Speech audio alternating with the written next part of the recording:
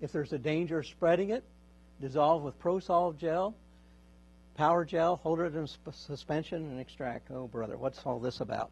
Oh, let me find some stuff. Here's some Pro-Solv gel, power gel. When I'm talking to you on the phone, I can never remember which is which. I just say the stuff in the yellow tube, the stuff in the black tube. Pro-Solv gel is the first one. What Pro-Solv gel is a solvent and a thickening agent. Put it on here first so we can see it better. Why would I want a thickening agent? Why would I want it thick? Yeah.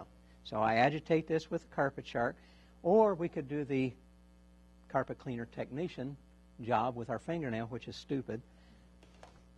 Power gel. What power gel is if I just simply extract this right now, what's going to happen? And this. I've got oil, I've got solvent. Do oils and solvents like water? So I've got to add something to this to make the oil and the solvent like water. That's what an emulsifier is. That's what booster is. It's mostly emulsifier. It's thick also for the same reason. Oh, let's do it legitimately instead of with a fingernail. Agitate that in. Then we can extract it.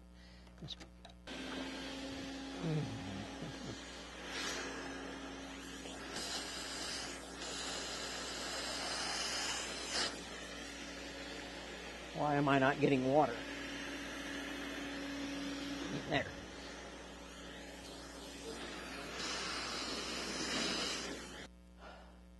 So Pro-Solv gel, the stuff in the yellow tube, power gel, that's a thick solvent, that's a thick emulsifier. You mix the two, extract. There are some that are very difficult to remove. For that we have Pro-Solv liquid. Sometimes Saf-T-Solv, and these don't get it. Pro-Solv liquid. I keep wandering over here, driving him crazy. What? Yeah, thank you very much. I'm blind, you can see. Pro-Solv liquid. Well, let me tell you what's in this stuff. You notice the size of the can. That is legal. You can't have anything bigger than that for what is in here. Of course, it says read entire label, blah, blah, blah. Extremely flammable. Turn off all sources of ignition, stoves, electric motors, etc., etc., etc. What this contains, now that I'm remembering from the material safety data sheets, one of the main ingredients in here is something called acetone. Great stuff. As well as several others, and I don't even remember. I'm just going to squirt some on here. Woo! There you go. Don't take too big a whiff of that. It smells a lot like fingernail polish remover, doesn't it? It is extremely good for glue, tar, chewing gum, tree sap, shoe polish.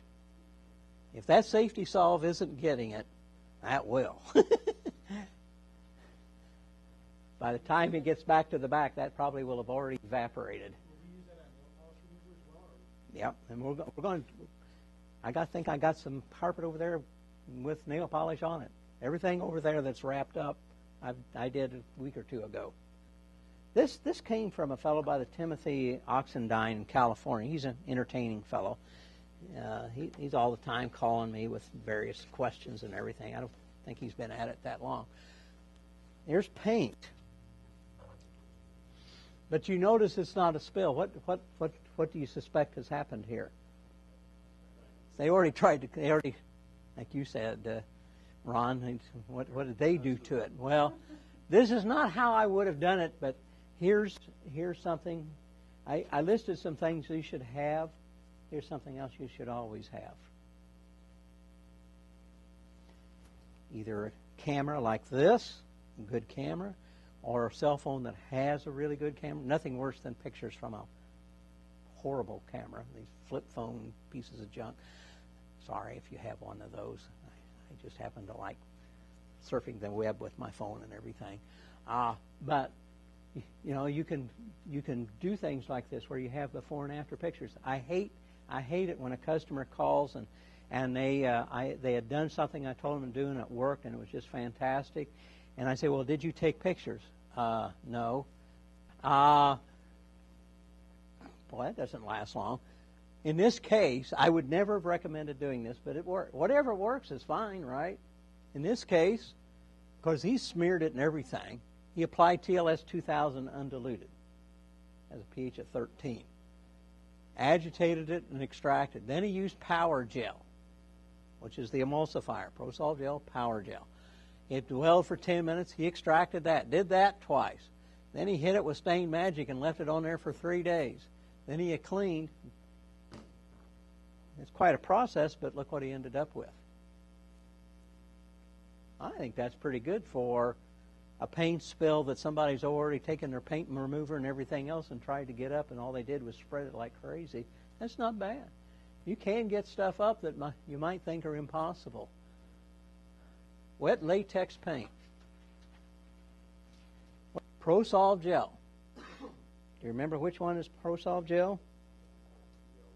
The yellow tube stuff, which is a thick solvent.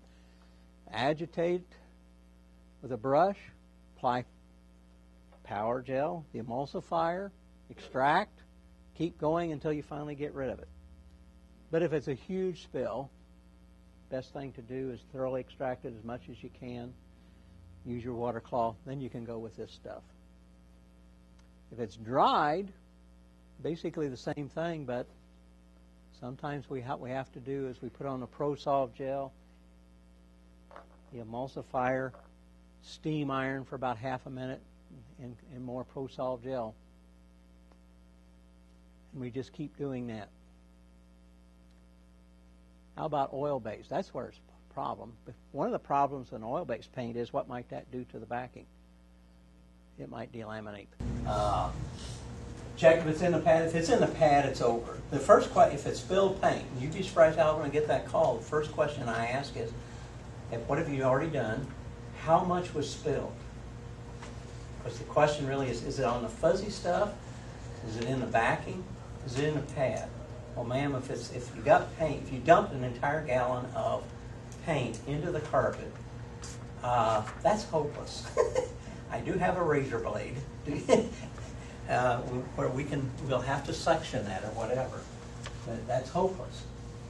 If it's in the pad, the pad's going to have to be replaced. If it's in the subfloor, we're going to have to work on the Saf-T-Solv on it to get it out. Clean and extract. Probably always tell them. You notice if you've called me, my last statement is very often I'll say you have about an 80% chance of getting this out.